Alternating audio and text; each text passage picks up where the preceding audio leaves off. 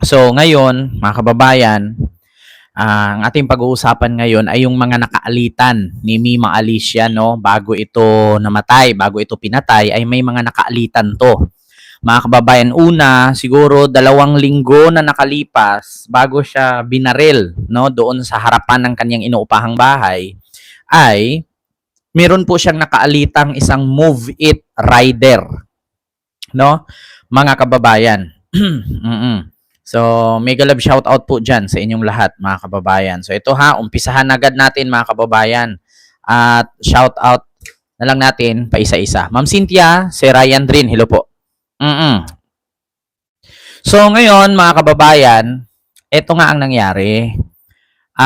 Bago po namatay si Mima, bago po ito binaril, no, sa harapan ng kanyang inuupahang bahay kasama ang kanyang live-in partner, ay meron po silang nakaalitan sa mismong kalsada na kung saan nakalagay dito ay Fairview, Caloocan to.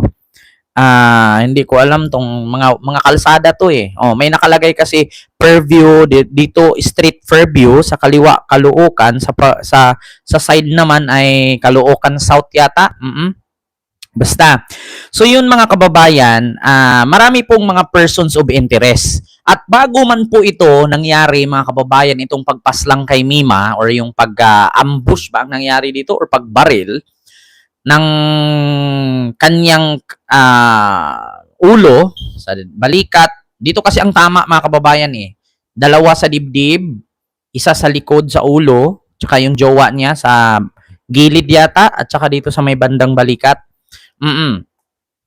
So, ang nangyari, mga kababayan, ay meron po silang nakaalitan, no, na isang Move It rider na kung saan ay nagsagutan nga sila, no, na nagmurahan, nagsagutan at nag-away nga.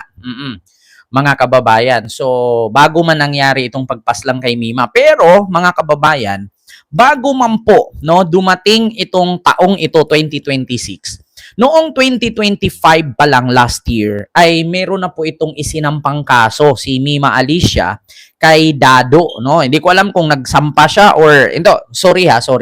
Correct me if I'm wrong, hindi ko alam kung nagsampa siya or nagpa-blatter siya. No, kasi mga kababayan ay pinagbantaan po si Mima ni Dado, no, ni Kap Dado, ang tawag nila Kap Dado. At sabi pa nga niya, susunugin daw ang pamilya, no, at itong mga BBM vloggers ay isa-isa daw i-screenshot at papatay na lang at ipapadala sa kanilang intelligence. So, 'yun ang sabi ni Dado. Ngayon, mga kababayan, so doon pa lang may mga kaalitan na si Mima. At bukod doon sa kanyang mga kaalitan, may mga politiko din na kanyang nabangga, no?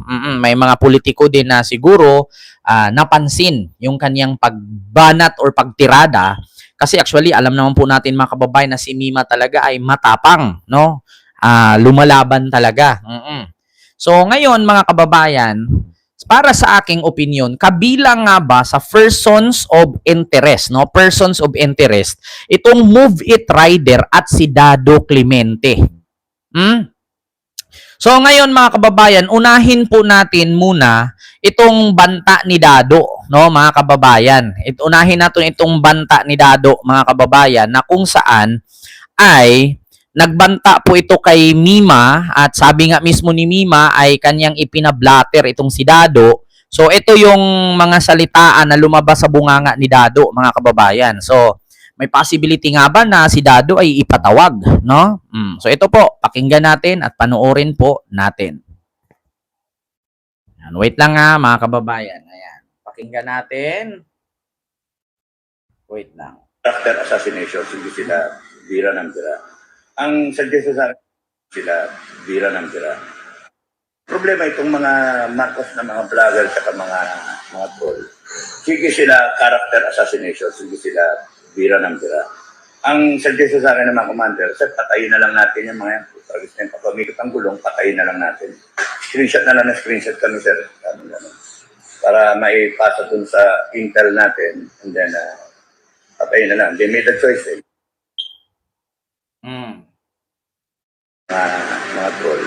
Sige sila character assassination, hindi sila bira ng bira. Ang suggestion sa akin ng mga commander, sir, patayin na lang natin yung mga yan. Pagkakit na pagpamikot ang gulong, patayin na lang natin. screenshot na lang na screenshot kami, sir. Ano, para maipasa dun sa intel natin, and then, patayin na lang. They made a choice, eh. So, klarong-klaro po mga kababayan. So, ang sabi kasi ni Dado dito, nagbitaw kasi siya sa kanyang vlog na ito daw mga BBM vloggers, no? Kasi ang ginawa daw ng mga BBM vloggers ay character assassination laban kay Pipi Sara or kay Inday Sara, no? Kay Lustay. So ngayon mga kababayan, ano nga po ba ang ginawa ng mga DDS vlogger kay PBBM? So wala naman po sigurong pinagkaiba yung pagbanat ng BBM vloggers kay Sara sa pagbanat ng mga DDS vlogger kay BBM. So, meron naman tayong freedom of speech Meron tayong tinatawag na freedom of expression. Ngayon, sabi nga ni Sara, wag balat sibuyas. Sabi nga ni Pulong, wag balat sibuyas. Kasi nga may mga kalayaang magsalita yan Kung ang mga vloggers nila may kalayaang magsalita, ang mga vloggers ni BBM wala. So parang napaka-unfair naman. 'Di ba? So, salitaan lang. Pikon-pikon, pero walang patayan. 'Di ba? So ngayon mga kababayan, dito sa mga nabitawan ni Dado, actually may vlog din si Mima dito mga kababayan, yung pagbanta ni Dado kay Mima, no? Ito. Mga kababayan hanapin natin Ito, Mima Alicia, ayan. Binantaan si Dado. Binantaan ni Dado. Taan ni Dado. Ayan na, mga kababayan. Na magbanta kahit na sino. Pinablatter ko na tong kupal na to pero sige. Ngayon, meron na naman siyang pautot. Ang kanyang banta, yung pamilya daw namin, sisilaban niya. So yung pamilya daw ng mga vloggers na sumusuporta dito daw po sa administrasyon ni President Bongbong Marcos, sisilaban daw po ng kanilang intel. Yan yung sabi ni Dado Clemente. So Jake Magnus, kung nakikinig ka man, sisilaban daw ni Dado Clemente yung pamilya mo. O Chris Ulo, kung nakikinig ka man, sisilaban daw ni Dado Clemente yung pamilya mo. O Sir Mike Sir Mike, diba? Si Mike Aberen, si Takero, lahat po ng sumusuporta dito po sa administrasyon. Sir JDB, yan, munting tinig. Sisilaban daw po ni Dado Clemente yung pamilya ninyo at pamilya ko. Dahil nga daw po sa pagsuporta natin dito kay President Bongbong Marcos. Alam nyo, meron pong update dito kay Dado. Kasi 'di ba alam nyo naman na pinablatter ko siya dahil talagang malinaw naman na threat yung ginawa ni Dado Clemente sa aming mga vloggers. Actually, just to be clear hindi po natatakot si Mima Alicia sa sinabi ni Dado. Kasi ano naman yung credibility ng taong yan, di ba? Alam naman natin na siya lang po ay isang attack dog, di ba? Ni former President Duterte. Although sabihin na lang natin na naging miyembro siya ng Armed Forces of the Philippines, pero hindi naman po yan retired. Talagang umalis yan sa serbisyo dahil nga merong kaso ng babae nahuli with minor, na-report ng kanyang asawa. So ngayon, mga minamahal, di ba alam ninyo, nung nakaraang araw pinablatter ko itong si Dado Clemente at binigyan naman ako ng advice ng aking abogado pero hindi ko siya pinablatter dahil sa natatakot ako. Pinablatter ko siya dahil yung mga subscriber ko natatakot, 'di ba? So meron silang care. Nagki-care yung mga subscriber ko sa akin kung kaya dami nag-message sa akin. So syempre, alangan naman hindi ko dinggin yung boses ng aking mga followers, ng aking mga subscriber. Mini-message nila ako, Mima, kailangan magpa-blatter ka, kailangan bigyan mo to ng action, kailangan gawan mo to ng hakbang. Kasi pag hindi nyo binigyan ng action yan, kahit isa lang sana sa inyo kumilos, kasi pag hindi binigyan ng action yan, itong si Dado, paulit-ulit daw po yang magbabanta. So ngayon, pinablatter ko. Ang dami nag-content sa akin. O sige, matakot. Kasi pinablatter si Kap Dado. Ganyan. Meron bang takot mga minamahal na ako, lantaran kong sinabi sa inyo, okay lang sana kung nagpa-blatter ako tapos pinrivate ko Hindi naman nilantad ko sa inyo na pinablatter ko on public.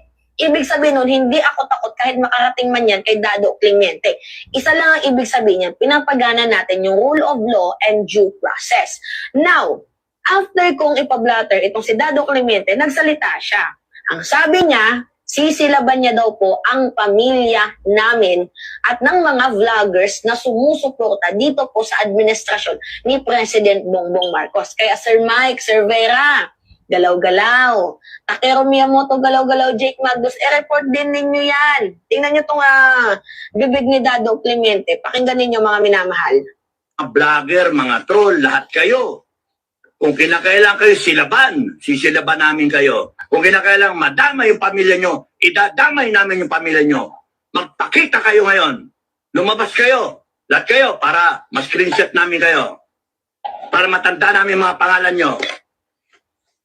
So ngayon ang tanong, bakit kailangan kami ang lumabas pa? Nakikita naman kami on SOCMED, nakapublic yung mga name namin. At bakit kailangan mo kaming ipahanap? Bakit kailangan mong idamay yung pamilya namin? 'Di ba? Nagtataka lang ako. Kasi ito yung pangit sa kanila eh. Ang hilig nila sa ad hominem. 'Di ba tayo kaya nating makipag-argumento, makipagdebate without using ad hominem? Pero sila tingnan nyo, pok-pok, mamamatay tao. 'Di ba? Ganun nila tayo sabihan eh. Pero tayo gumanti ba ng ad hom? Hindi. Dinadaan natin sila sa rule of law and due process, no? Na magbanta kahit na So yun po yun ang kadahilanan mga kababayan. Last year pa po ito, no, year 2020. Correct me if I'm wrong ha. Part yata to kalagitnaan ng 2024 and 2025, no? Nasa mga kalagitnaan. Pagkakaalam ko dito mga kababayan, nasa mga part 2 ng mga 2024 of December going to 2025 of January. Parang ganyan, mga November, December, October. Like that, no? Mga 2024. So, basta malapit-lapit na mga 2025. Kalagitnaan ng 2024 and 2025.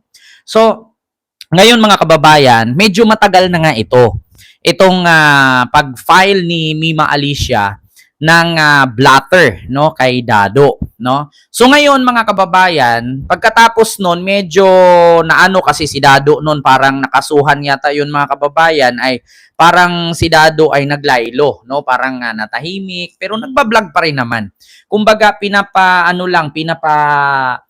bawas-bawasan yung kanyang pagbanat kasi may kaso ata siya bukod dun sa ano na yan, blatter mga kababayan, nakasuhan po yata siya ng inciting to sedition at saka pinatawag siya noong dating PNP General na si General Nicolas Torre III. So ipinatawag siya ni General Torre kaya kumbaga parang inadvisean yata na bawas-bawasan yung pagbira, bawas-bawasan yung pagbanat, minor-minor. So kumbaga, nag-minor itong si Dado kasi nga may kaso ata siyang inciting to sedition. Correct me if I'm wrong ha. So, ngayon mga kababayan ay pagkatapos nun, mga isang taon siguro nakalipas, ito na mga kababayan, nangyari na, ayun nga, nabalitaan natin, binaril, no? So, ito na po yun mga kababayan. Ito na yung nangyari noong binaril na itong si Mima. So, saan na yun? Ito na yung balita mga kababayan, no, ng pagkabaril niya. At binigyan nga siya ng special task force, no? Ito. Ayan na mga kababayan. Wait lang I-play po natin. Yeah. Ayan na po mga kababayan. So wait lang po, naglo-loading lang. Ng Special Task Force ng PNP para imbestigahan ang pamamaril sa pro-Marcos vlogger na si Mima Alicia. Narito ang Agenda Weekend Report ni Charmaine Abong ng Abante. May dalawa ng posibleng suspect na tinitignan ng Northern Police District o NPD kaugnay sa pamamaslang sa political vlogger na si Alicia Lipata o mas kilala bilang si Mima Alicia. Ayon kay NPD District Director Police Brigadier General Benliner Capili, bumuo na ng Special Investigation Task Force NIMI para imbestigahan ang pamamaslang. Lumitaw sa kanilang pagsusuri sa mga CCTV footage ang dalawang lalaking paulit-ulit na namataan sa paligid ng lugar kung saan naganap ang krimen. Hindi na muna naglabas ng iba pang detalye ang pulisya para hindi maapektuhan ang patuloy na operasyon laban sa mga suspect. Sa ngayon, patuloy pa ring tinutunto ng mga otoridad ang posibleng pinagtataguan ng mga ito. Matatanda ang madaling araw nitong Biyernes nang pasukin ng dalawang armadong lalaki ang bahay ni Lipata at ng kanyang live-in partner sa Tierra Nova Subdivision sa Caloocan City. Tinangkapang tumakas ng biktima pero binaril sa ulo si Lipata ng kanyang ikinamatay. Sugatan naman ang kanyang live-in partner matapos tamaan sa katawan at kasalukuyang nagpapagaling sa ospital. Kabilang sa mga tinitignang anggulo ng investigasyon ang pagiging vlogger ni Lipata at ilang posibleng personal na issue. Sa huling vlog ni Mima Alicia, tinalaki nito ang pagdalo ni Vice President Sara Duterte sa impeachment proceeding sa Senado kung saan binanggit nito ang pagkakaroon ng sariling catering sa pagdinig. Para sa Agenda Weekend, Charmaine Abong, Abante. Oh, so yun po yun mga kababayan, nangyari nga no na inambahan sila. So according kasi dito, iba-iba kasi yung balita mga kababayan. Ang sabi pinasok daw. Actually pinasok sila sa village, hindi po pinasok sa bahay. Ang riding in tandem na namaril ay nasa harap ng bahay. Pinasok sila sa village. Pero hindi sila pinasok sa bahay. No, kasi dito sa balita kasi pinasok ang kanilang bahay. Hindi po. Pinasok sila sa village kasi yung village kasi nila, pagpasok mong ganyan, nasa highway lang yung bahay na inupahan nila Mima. So, harap na mismo ng highway. So, pagpasok mo sa village, ando na, so, siguro nakita. Kasi ang mali din kasi ni Mima, mga kababayan, ipinost niya kasi kung saan sila. Kasi bago nangyari itong incidenting ito, mga kababayan, ay nasa BGC po sila. Kumbaga parang nag-bar. No? So nag-bar yata sila. So siguro nag-post si Mima na galing sa bar or na sila sa BGC. So ngayon minanmanan, sinundan. So ngayon siguro nung pauwi na, so nakahanap ng tiyempo, noong pahinto na ay doon na. No, pagdating sa bahay, doon na binaril. Kasi kung barilin sila habang nagpatakbo yun, mga kababayan, mahirapan din kasing tumakas itong mangbaril. Kasi bakit? Kung nasa highway, no, mahirapan silang tumakas kasi makakapagpatakbo ng bilis. So, doon nung pag-uwi na, doon na mismo sa inuupahan lang bahay, hindi na makapagpatakbo nun. Kahit tatakbo si Mima nun, kung habulin ka ng bala, no, kahit ang layo mo na ng takbo, kahit dadapa-dapa ka, hindi ka naman titigilan nun hanggat hindi ka talaga matigok. So ngayon mga kababayan, hindi po sila pinasok sa bahay, kundi pinasok sa village. Ang village kasi nila is gated subdivision po ito. So pumasok, ito lang kasi ang problema mga kababayan. No, ang village nila parang wala yatang security. Parang wala yatang security, no, yung kanilang village. Yun lang talaga ang mali. So, yun po yun mga kababayan. Pero, meron pang another, sana masali sa persons of interest. Ito, sana sa mga kapulisan natin, sa NBI, CIDG, or kung ano pa mang ahensya yan na humahawak dito sa kaso ni Mima, sana maimbitahan nyo rin itong Move It Rider, no? Kasi ang sabi kasi mga kababayan sa balita, ito daw namaril na riding in tandem kay Mima, naka-helmet ng puti ang driver at naka-helmet ng pula ang angkas. So, sa madaling salita mga kababayan, bago po nangyari ang pagpaslang kay Mima, meron po siyang nakaalitan na isang Move It motorcycle taxi driver. No? So meron po silang nakaalitan, no, sa mismong kalsada ito, mga kababayan, nakasagutan, no, nitong magjowa, si Mima at saka yung kanyang live-in partner. So ito po mga kababayan, no, panoorin po natin. Ito po, ayan, asan na ba 'yon? Ito, speaker. Go. Ano gusto mo? Pare, sige na, nakaka-traffic tayo. Sige Ano na. gusto mo? Sige na, nakaka-traffic. Ikaw ang tanongin ko, ano ba yung gusto mo? Angkas rider, hindi Hindi mo nga, kita ikaw, angkas, kuya. sorry.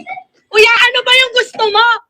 Sorry gusto ko lang i-correction. Hindi siya Move It Rider, angkas. Kasi mga kababayan, nalilito na kasi, kahit ako nalilito ako kasi pagkakaalam ko, yung angkas kasi is kulay blue. Ngayon, yung Joyride kulay dark blue at itong Move It kulay black. Pero mga kababayan, ito kasing rider na to, nakaangkas ang sulat pero nakaitim siya ng damit. Kasi mga kababayan, ito sa mga hindi po nakakaalam, no, sana magkaroon ito ng investigasyon lahat ng mga motorcycle taxi driver or company or motor app company na isa na dyan yung Move It, Angkas, Joyride at Grab. Sana hindi nyo payagan yung inyong mga drivers, 'di ba? hindi nyo payagan yung inyong mga driver na kumuha ng kasi ito sorry sa mga tawag nito motor taxi driver, no? Hindi ko na pangalanan kung anong app 'yan at anong company kayo. Kasi nagtataka ako mga kababayan, meron kasing isa lang yung driver pero napakarami niyang app na pinasukan na company. Pwede siyang maging Joyride, pwede siyang maging Move It, pwede siyang maging Angkas, pwede siyang maging Grab. May mga ganyan mga kababayan. Hindi ko po sinabing lahat sila, pero meron pong mga ganyan. No, minsan nga mga kababayan magugulat ka, ang binook mo Joyride, ang darating Move It.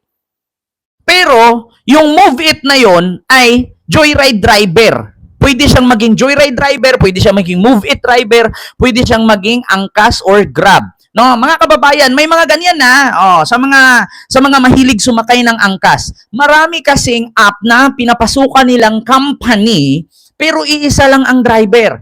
Pwede halimbawa, pag sasakay siya ngayon or tatanggap siya ng pasahero, ang kanyang gamiting kasi may mga damit yan silang baon yung mga maninipis na parang long sleeve.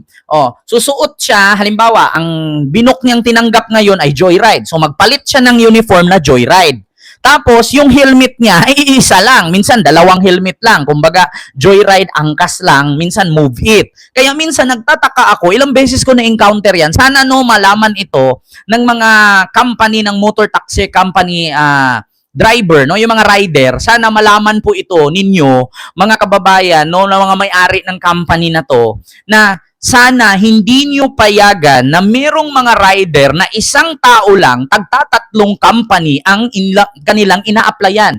Minsan malalaman natin naka-Joyride app siya. Minsan nalalaman natin naka-Angkas siya. Minsan naka-Move It siya. Pero yung uniform na ginagamit ay iba. Di ba? Oo. May mga ganyan mga kababayan. Kaya hindi pwedeng gawing persons of interest itong nakaalitan. Kasi mga kababayan, bago niya nakasagutan, itong Angkas rider na to, sorry sinabi ko kasi kanina Move It, kasi yung damit kasi niya nakakalito. Kasi uniform ng Move It itong itim na may guhit na stripe na 2 puti. Move It yan. Pag Joyride, ang damit niya is dark blue. Pag Angkas, light blue, tapos may Angkas sa likod. Pero nagtaka ako, bakit Angkas itim na? Di ba ang Angkas is kulay blue? Hindi ko lang alam, hindi ko updated kaya hindi naman ako sumasakay na ng Angkas, no? Kasi nga, ang iniisip ko, maulan, mababasa ka. Kahit mag-raincoat ka, mababasa ka pa rin. So ngayon, mga kababayan, ito po yung mga nakaalitan nila Mima bago po sila pinaslang. Bago siya pinaslang, no? Ito po, mga kababayan, panoorin natin. Tanginan nyo Hindi nga, ano ba yung gusto mo? Tangina ka Ayan. Kayo yung nangungupal dito Tragisan kayo. Ano gusto mo? Pare, sige na, nakaka-traffic tayo. Sige Ano na. gusto mo? Sige na, nakaka-traffic. Ikaw ang tanungin ko, ano ba yung gusto mo? Mm. Hindi nga, ikaw kuya. Kuya, ano ba yung gusto mo? Tanginan nyo Mm. Hindi nga, ano ba yung gusto mo? Tangina ka Kayo yung nangungupal dito Tragisan kayo. So nangyari po itong conversation ito, mga kababayan. So nangyari po itong alitang ito ay noong June 13, 2026. No, June 13, 2026, alam ko nasa mga tanghali ito Kasi nung isinend ito ni Mima sa GC namin, sa group chat namin, tanghali. So pagkakaalam ko ata pauwi sila nito Nag-send kasi si Mima, sabi niya, mga tol, mga bro, mga pre, sabi niya ganon. May nakaalitan kasi akong Angkas. Sabi niya, Angkas rider. So, ayun, nag-video. Kung nakita nyo, may video po si Mima. Ayan po, nag-video. Si Mima po yung nag-video at kasama niya yung kanyang live-in partner dyan. So, sabi nga ng kanyang live-in partner, kung narinig nyo naman, tama na pre, nakakakustain ng traffic pre. Pero, nagsasagutan pa rin si Mima at saka yung naturang driver. So, ngayon, mga kababayan, nakakapagtaka lang din po kung ako po ang tatanungin. Saglit lang Kasi, ganito po yan. Buti inalaw to ng mga motorcycle company. Angkas black long sleeve uniform is also ours, boss. 2 color po Angkas, sky blue, black colors. Ayun, sabi ni Liner Semper. Ayan. Hello po sa iyo, sir. So, ang tanong ko lang, sir, kung nakaangkas siya, bakit ang helmet niya ay pang joyride, pang move it? Kasi alam ko itong itim na stripe move it yan eh. Yung pinahawak niya dito. Kaya sa totoo lang, hindi ako sa nangingialam ha kung diskarte ninyo. May nanood sa ating rider ha.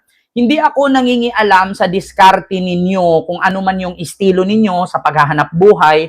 Alam ko naman na mayroong mga rider na mabait, mayroon din mga rider na, syempre, alam nyo na yung mga extra, no? So, hindi ko naman yan inaano. Pero, allow ba po, sir?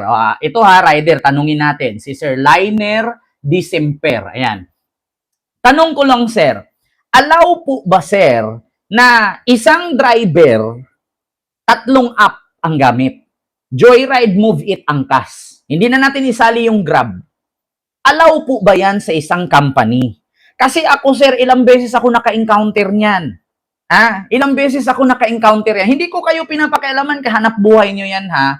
Pero for the safety sa pasahero nyo at for the safety din sa inyo, allow po ba sa company ninyo, isang driver, 3 app ang gamit? Joyride, Angkas, at Move It. At sir, ito pa ang sa akin. 'Di ba? Ito pa ang sa akin. Ilang beses kasi ako naka-encounter na kapag malayo ang lugar na pupuntahan mo, bakit pinapatay, kina-cancel ng driver ang biyahe? Hindi po ba delikado yung ganun? Kasi ako na-try ko 'yan. Nagpahatid ako from Manila to saan ako napunta noon? Manila, dumaan ako ng SM North noon eh. Litre. Manila to Litre. Galing ako ng Sampaloc papuntang Litre at that time. Matagal na yon. Nagulat ako, bakit kinancel ng driver yung book? Di ba?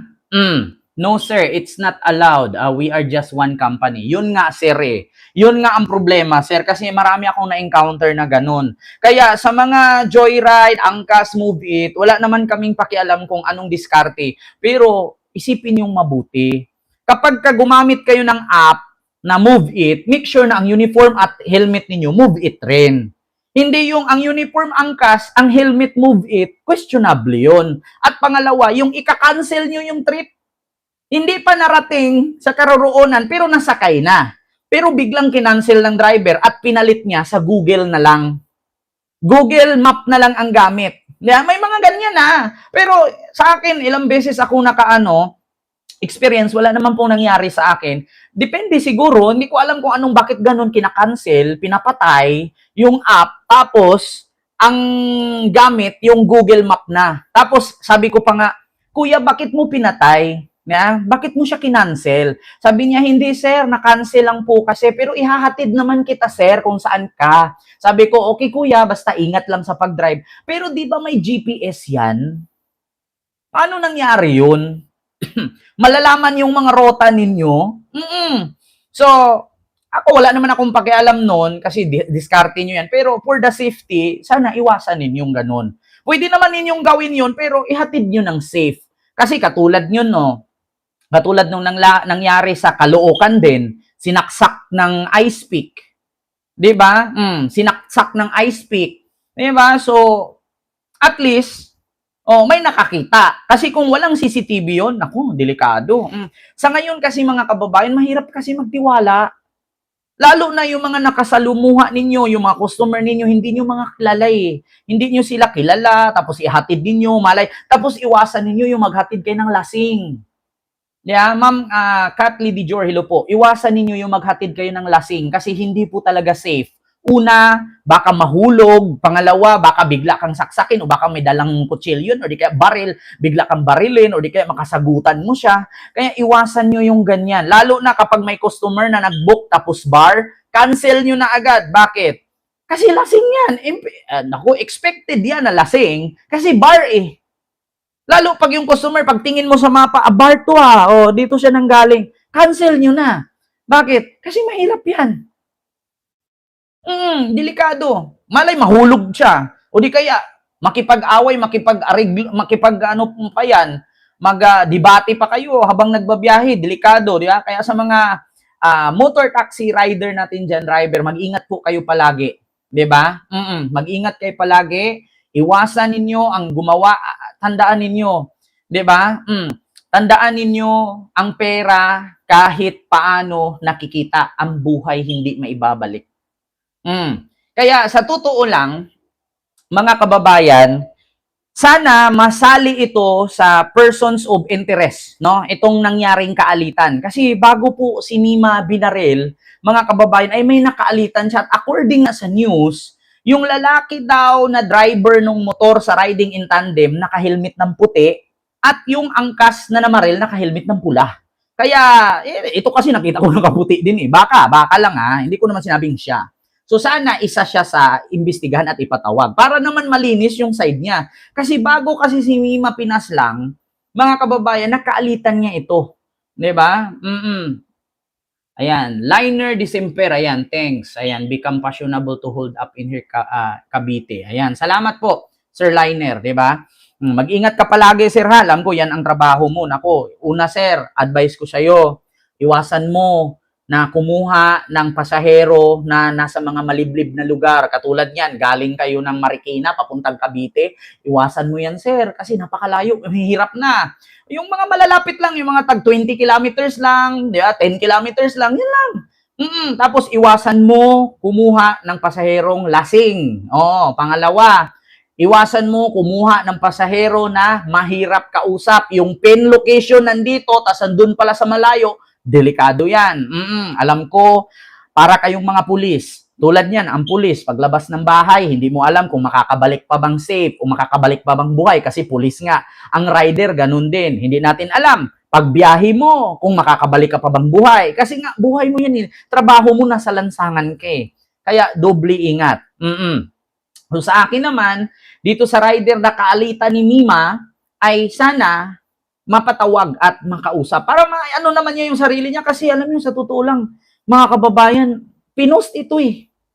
Pinost ito, buti nga naka-face mask siya eh. Pinost ito, mga kababayan, no? At according pa nga sa investigasyon ng pulis, nakita nila sa CCTV, 2 lalaki ang umaaligid, no, doon sa lugar kung saan, no, I'm from Marikina, di-deliver but di God. May mga ganyan, Ma'am Risa Morales. Kung makita nyo, sa totoo lang ha, bago man nangyari itong insidente sa pagbaril kay Mima, alam nyo, naaawa ako sa mga motorcycle taxi driver. Bakit? Alam nyo, ang dami kong nababasa na kahit ako, naglakad ako kanina, nabili akong bigas. Nakita ko sa likod dito, Ma'am Maria Santos Silupo, likod dito ng helmet ng mga motorcycle taxi driver, angkas, joyride, move it, may mga sulat sa likod. Gusto kong basahin kasi maliit malayo. Siguro ang makakabasa nun, yung pasahero lang. Alam niyo, sa totoo lang, naaawa ko sa ganun. Minsan nakikita ko sa Facebook, sa mga post sa social media, maawa po kayo sa akin, may anak pa po akong uuwian, may asawa pa pong nagmamahal sa akin. May mga ganyan eh. Huwag niyo po akong saktan, maghanap buhay lang po ako, di ba? So nakakaawa naman po yung ganun, no? Sana mamulat po ang ating gobyerno, sana magkaroon po ng pangil si PBBM at higpitan, no, yung mga ganitong bagay. At sana nga hindi tinanggal si General Torre kasi si General Torre at that time bumalik yung tiwala ng tao eh. 'Di ba? Real talk lang. Nung panahon na si General Torre po ang PNP chief, grabe po ang tiwala ng tao, no, kay General Torre. Bumalik ang tiwala sa PNP. Bakit? Yung may panukala si General Torre na 5 minutes response, ganun kagaling ang panunungkulan ni General Torre. Sa totoo lang, no? Nung si General Torre ang namuno sa PNP, grabe, imbis na mawala ang tiwala ng taong bayan kasi 'di ba nung panahon ni Digong, yung mga pulis, yung mga tagapagpatupad ng batas sangkot sa droga-droga, sangkot sa mga ganyan-ganyan, sangkot sa ganito, mga krimen. Pero nung nabalik si General Torre, alam nyo, ang laki ng respeto ng tao sa pulis. Kasi nung hindi pa si General Torre, alam nyo, mga kababayan, alam nyo, mas may tiwala ang tao sa military kaysa sa PNP. Pero ngayon, nung tinanggal si General Torre, ayun na naman, bumalik na naman yung krimen.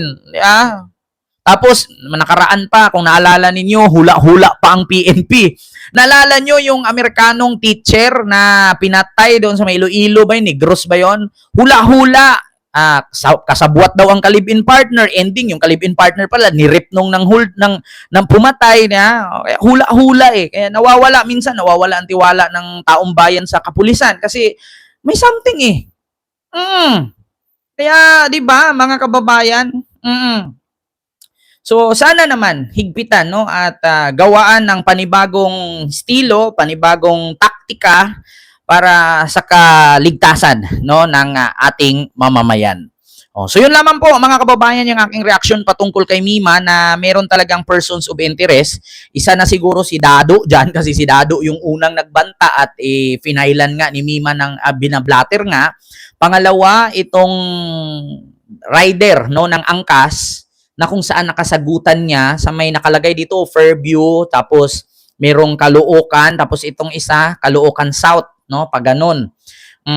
So, north ba yan? Caloocan North. Malabo kasi yung nakasulat na green eh. Nasa signboard sa gilid. So, yun po yun, mga kababayan. Ito po yung sunod nating pag-uusapan. Ngayon, mga kababayan, pero bago natin bago tayo lilipat ng topic, si Mima pa rin naman. Si Mima pa rin ang ating pag-uusapan.